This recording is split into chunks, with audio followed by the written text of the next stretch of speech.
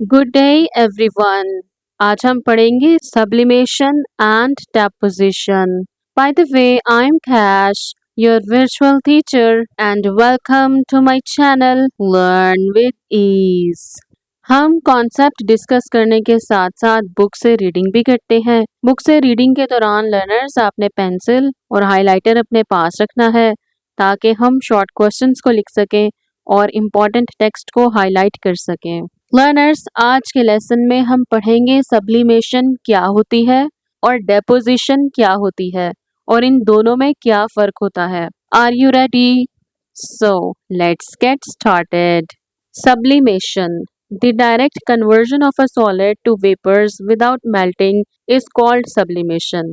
तो learners, sublimation वो process है जिसमें एक सॉलिड डायरेक्ट वेपर्स में कन्वर्ट हो जाता है, गैस में कन्वर्ट हो जाता है। तो लर्नर्स, नॉर्मली क्या होता है, एक सॉलिड को जब हीट किया जाता है वो कन्वर्ट होता है लिक्विड में, और जब लिक्विड को हीट किया जाता है तो बनते हैं वेपर्स यानी गैस। लेकिन सब्लिमेशन वो प्रोसेस है जिसमें लिक्विड फेस ओमिट हो जाती है, खत्म हो जाती है, और एक सॉलिड डायरेक्ट वेपर्स में कन्वर्ट हो जाएगा। तो इस प्रोसेस को हम बोलेंगे sublimation. For example, solid carbon dioxide, which is also called dry ice, changes directly to gaseous carbon dioxide at room temperature without first melting to liquid state. Solid carbon dioxide learners बगैर liquid में convert हुए direct vapours में तब्दील हो जाएगी room temperature पर। और आप सबको पता है रूम टेम्परेचर कितना होता है?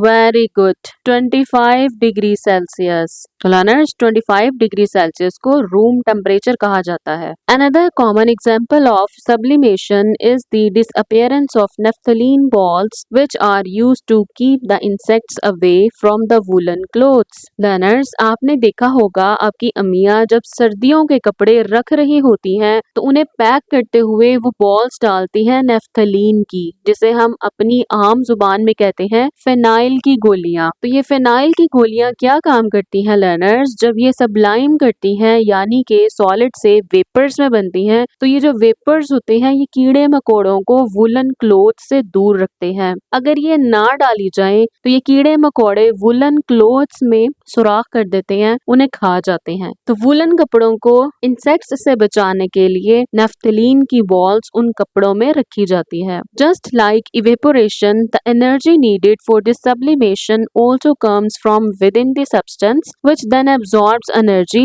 from the surrounding. Evaporation की तरह लर्नर्स, जिस तरह इवेपोरेशन में मॉलिक्यूल्स को जो एनर्जी मिलती है वो सिस्टम के अंदर से ही मिलती है, और सिस्टम के पास कहाँ से आती है? वो अपनी सराउंडिंग से एनर्जी को एब्सॉर्ब करके वेपर्स में उड़ जाएंगे।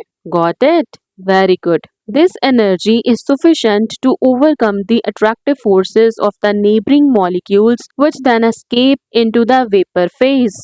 और जो ये नेफ्थलीन की बॉल्स, सॉलिड कार्बन डाइऑक्साइड जो अपनी सराउंडिंग से एनर्जी को एब्सॉर्ब करेंगी लर्नर्स, वो एनर्जी उनको सब्लाइम करने के लिए सफिशिएंट होती है, काफी होती है। वो उसी को एब्सॉर्ब करेंगी और वेपराइज हो जाएंगी। लर्नर्स, अगर ये वीडियो लेक्चर्स आपको हेल्पफुल लगते हैं तो चैनल को सब्सक्राइब कर दीजिए और अपने फ्रेंड्स के साथ शेयर कीजिए। The next one is deposition. The process reverse to sublimation is called deposition, where a gas changes directly to a solid without going into a liquid state. तो learners, सबसे पहले हम देखते हैं नॉर्मली क्या होता है। जब एक गैस को ठंडा किया जाता है वो कन्वर्ट होगी किसमें? लिक्विड में। और जब लिक्विड को मजीद ठंडा किया जाता है तो वो कन्वर्ट होगा सॉलिड में। ये नॉर्मल रूट पाथ है। लेकिन डेपोजिशन वो प्रोसेस है जिसमें ये मिडल प्रोसेस गायब हो जाता है और गैस डायरेक्ट कन्वर्ट होती है